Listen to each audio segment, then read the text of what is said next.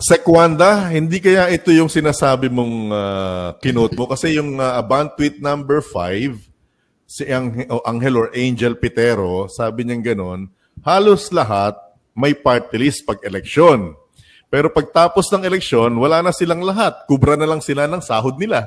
Hindi kaya ito yung nakausap mo? Baka ito yung... It is a girl, babae yun during the parang open forum. Sabi niya, alam mo, ma'am, pumunta ako dito para makinig ako dahil wala na akong bilib sa mga party list. Medyo natamaan ako. Wala akong bilib sa mga party list kasi magaling lang yan. Pag election, naku, andyan, namimigay ng pera, lumalapit sa amin para makuha ang boto. Pero pag nakaupo na, tahimik na yan. Hindi man lang, hindi ko narinig yung boses. Parang ganon ang pagkasabi. Sabi ko, hindi naman siguro, hindi ako ganon. Sabi ko, you know how I work. Sabi ko, maasahan mo ako kung anong ipaglalaban ko pagdating sa tourism. Even hindi siguro tourism, I can still help.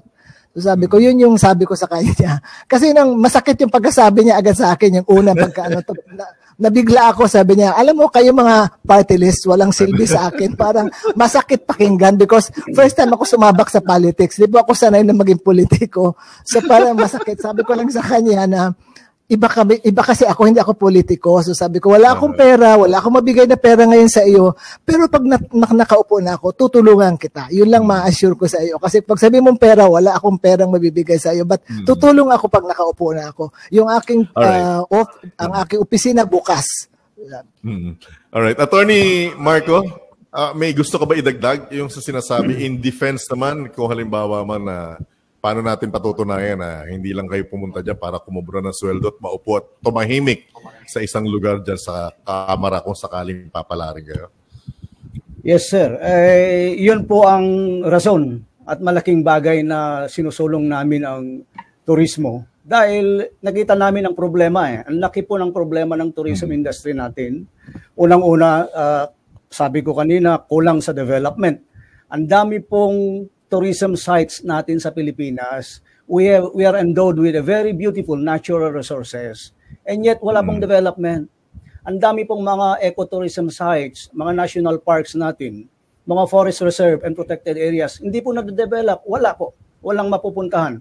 So, mga high-end areas lang po ang nandyan na nakikita natin na walang tunay na pagtulong sa countryside natin. So ito po ang nagtutulak sa amin dahil yan po ang nagtutulak din ng kahirapan dahil wala pong trabaho. So para bumangon at magkaroon ng hanap buhay ng bawat isa, kailangan po ng investment ng government para sa development ng isang lugar. So yan ang isang bagay dahil kulang na kulang po ang pundo ng ating gobyerno na nilalaan sa tourism. In fact, sa mga local government units po, hindi po kasama ang tourism development yung funding allocation nila. That is the problem. Dahil hindi wala silang pundo sa mga bagay na yan. So ano pa ang problema? Nasa kailangan natin ng isang representative sa Kongreso to enable and push laws na magbigay po ng regular funding na itong mga tourism sites natin at mabigyan din ng hanap buhay, protection at kung ano man ang natulong na may bibigay natin sa ating mga kababayan. So napakalaki po ang problema natin na dapat i-address po. Alright, okay.